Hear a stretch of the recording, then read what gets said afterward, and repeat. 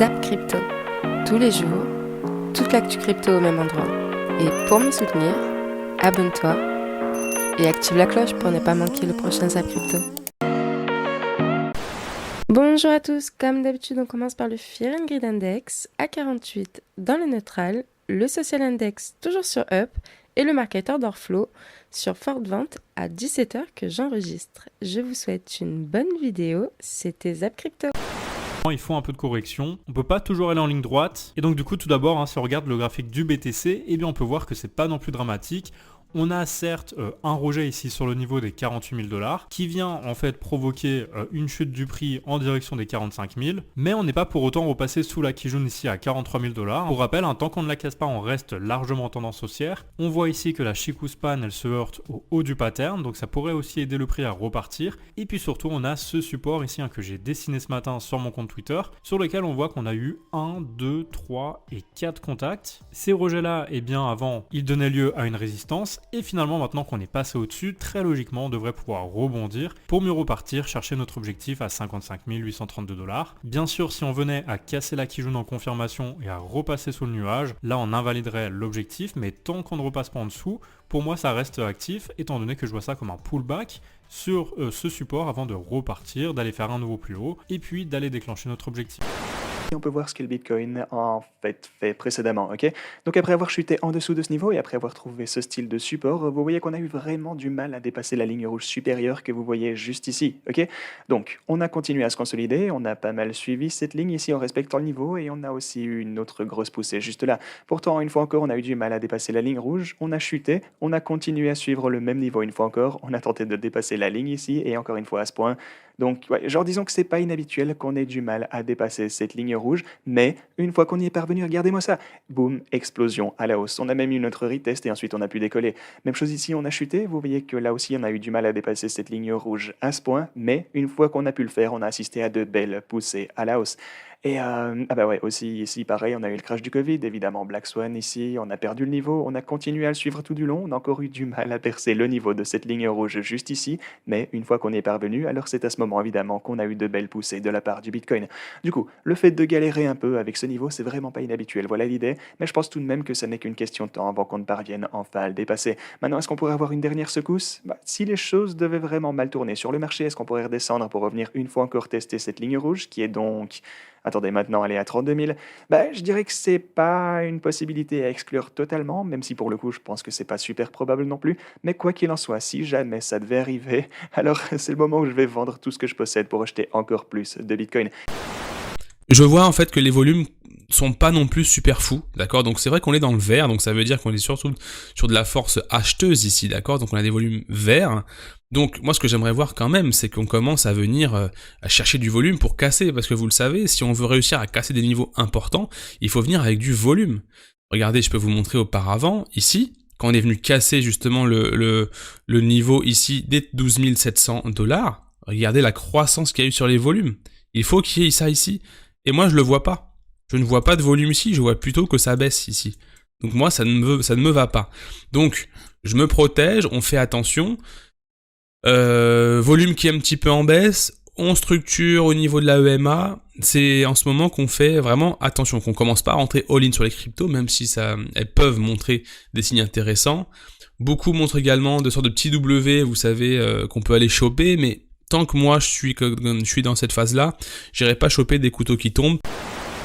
Pour l'instant, on est encore en mode découpage de tronche, on essaye encore de manger les gens à gauche à droite.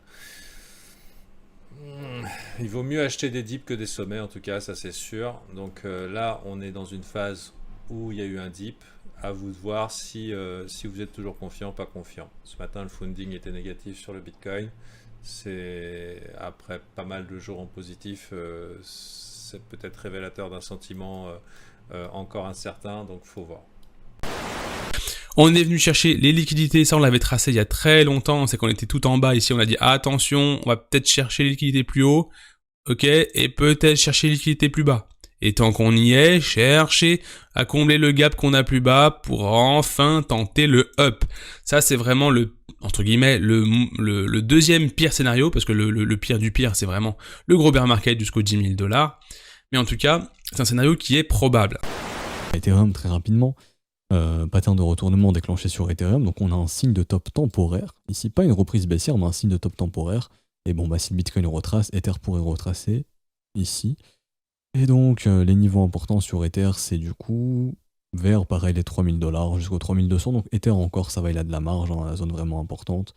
C'est plutôt ici vers les $3000. Donc même si on retrace à 3000, ça serait vraiment pas trop dramatique. Sachant qu'il y a de la divergence baissière, c'est dans cette ordre de consolidation. Voilà, on pourrait consolider pour faire de la continuation haussière derrière. Ether vraiment très vite. Et ETH BTC, pareil, on est un petit peu dans la zone de consolidation. Bon, on est en train de consolider, on a la potentielle divergence baissière. Si ça se confirme, pareil, ça sera de la consolidation pour soit rejet baissier ou continuation haussière. Ici, on a la position nette sur les exchanges, c'est-à-dire est-ce que les bitcoins rentrent ou sortent des exchanges. Ça veut dire quoi s'ils sortent des exchanges? Ça veut dire qu'ils vont aller sur des cold wallets. S'ils vont sur des cold wallets, ça veut dire qu'ils vont être moins enclins à être vendus, et ça veut dire qu'aussi c'est potentiellement plutôt des bitcoins qui sont des bitcoins d'accumulation plutôt que spéculatifs, où vous aurez tendance à les laisser sur les exchanges pour pouvoir les revendre en cas de sell-off. Ici on a une forte sortie, vous voyez, au moment où le prix monte, donc divergence, enfin divergence non, mais les bitcoins sortent des exchanges alors que le prix monte. À partir de là, on est sur la même chose. La balance sur les exchanges, vous voyez que là, c'est la même chose que je vous montre en fait, c'est que les bitcoins sortent des exchanges alors que le prix monte. Et là, je vais vous remontrer encore une dernière fois. Et là, on voit plutôt la trend long terme. Vous comprenez qu'en mars, la tendance, elle s'est inversée. C'est-à-dire qu'ici, on était en train de monter énormément avec la montée en puissance aussi des exchanges, etc. Le fait que les exchanges étaient de plus en plus sécures, donc on pouvait potentiellement aussi laisser nos bitcoins. Et depuis mars 2020, on a une forte tendance à aller sur des MetaMask, des wallets cold, des ledgers, ce genre de choses. Donc voilà, depuis mars 2020. Alors les types de comptes que vous devez déclarer, je l'ai cité précédemment, c'est tous les comptes qui ont été ouverts, clôturés, utilisés ou détenus l'année dernière. Donc si vous avez ouvert un compte sur Binance l'année dernière, vous devez le déclarer cette année. Si vous l'avez clôturé l'année dernière, même si aujourd'hui vous ne le possédez plus, vous devez quand même déclarer la clôture. Vous n'aurez plus à le faire l'année prochaine parce que il aurait été clôturé en 2021 et non en 2022. Si vous avez utilisé un compte FTX, par exemple, l'année dernière, vous devez le déclarer cette année. Donc, c'est vraiment les comptes qui ont été ouverts, clôturés, etc. l'année dernière. Admettons que vous avez ouvert un compte Binance le mois dernier, la semaine dernière en 2022, vous n'aurez pas à le faire cette année. Vous devrez le faire l'année prochaine. Si vous avez déjà déclaré un compte précédemment, admettons que vous aviez ouvert un compte en 2019, eh bien, vous aurez une option report qui va apparaître sur votre interface qui va vous permettre de reporter directement cette déclaration. Donc, si vous avez déjà ouvert le compte, par exemple, en 2019, donc cette option report, vous l'avez eu en 2020, 2021 et vous l'aurez à nouveau cette année. Alors, tout ce que je donne ici, évidemment, c'est des exemples d'exchange, c'est des exemples d'années. Donc, au niveau des comptes que vous devez les déclarer même si vous n'avez pas effectué la vérification d'identité, le fameux KYC dessus, vous devez quand même le déclarer ce compte-là parce que vous l'avez ouvert. Même, vous devez également déclarer les comptes où vous n'avez pas déposé de monnaie traditionnelle. Admettons que vous avez ouvert un compte sur Binance l'année dernière, vous n'avez pas fait de vérification d'identité, vous n'avez pas encore déposé de monnaie traditionnelle dessus, eh bien vous devez quand même le déclarer cette année.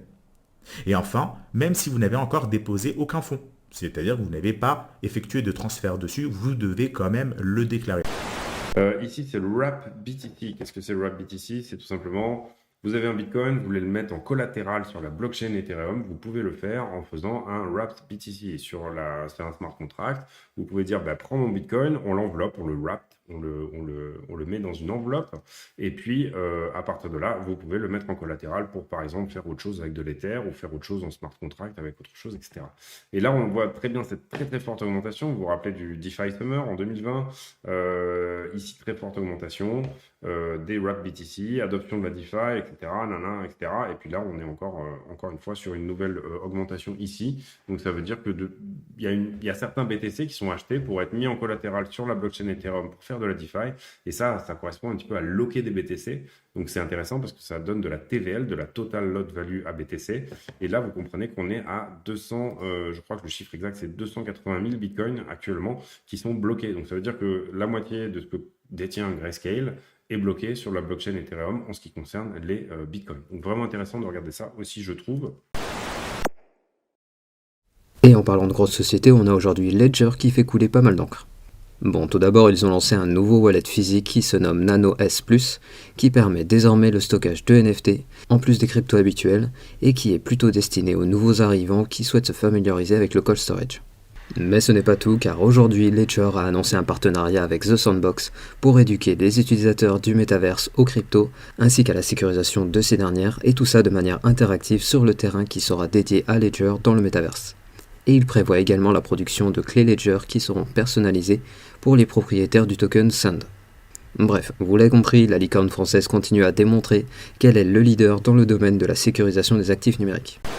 Et la dernière actualité, je ne sais pas si vous vous rappelez de cette histoire de Todex, un exchange turc. Son fondateur était parti avec 2,6 milliards de dollars, ce qui est une somme évidemment gigantesque. Il est toujours recherché par Interpol. Et bien sachez que le procureur a demandé plus de 40 000 ans de prison pour les 21 responsables de cet exchange, dont évidemment son fondateur. En tout cas, même avec une remise de peine, ça risque d'être quand même assez compliqué de sortir. Et il a intérêt de bien se cacher parce que si jamais il se fait attraper par Interpol, il va retourner en Turquie et puis il va prendre potentiellement plus de 40 000 ans de prison. Donc même avec une remise de peine, à mon avis, il va y rester tout le reste de sa vie. Et en parlant d'entreprises crypto qui sont en difficulté, on a aujourd'hui BitMEX qui va licencier 75 employés, soit l'équivalent de 25% de leurs effectifs. Et cette vague de licenciements fait suite à plusieurs turbulences, comme par exemple la condamnation des 3 fondateurs à payer 10 millions de dollars chacun pour des actions de blanchiment d'argent, ou encore l'annulation du rachat de la banque allemande Bankhaus Wanderheit. Donc en gros, l'exchange BitMEX est légèrement en difficulté et est désormais contraint de licencier du personnel.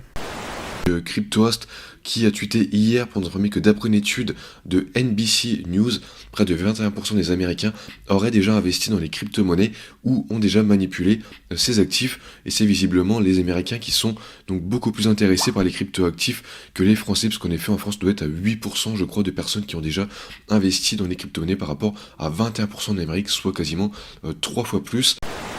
Alors, ce zap t'a plu ? Dis-moi en commentaire quelle est l'actu qui t'a le plus intéressé. Et si tu as manqué les actus d'hier, retrouve juste ici le Zap Crypto de la veille.